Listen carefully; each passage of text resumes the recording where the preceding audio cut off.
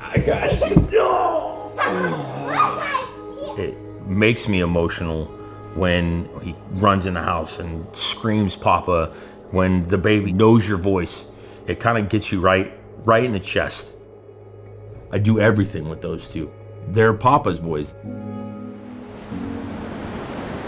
So I did 21 years in the Navy, walking on steel decks, just deteriorated my knees over time. I tried everything possible to avoid a knee replacement.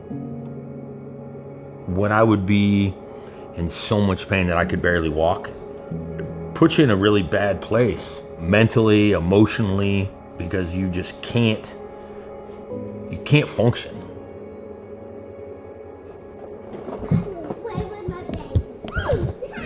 One of the things that put me over the edge to saying I'm done with this, I need to have knee replacement, was the fact that I could not crawl on the floor with my grandkids.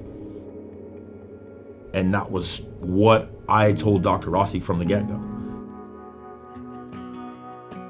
It was a night and day difference from before surgery and after surgery.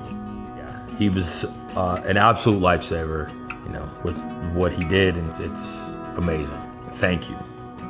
That's really the best thing I can say is thank you.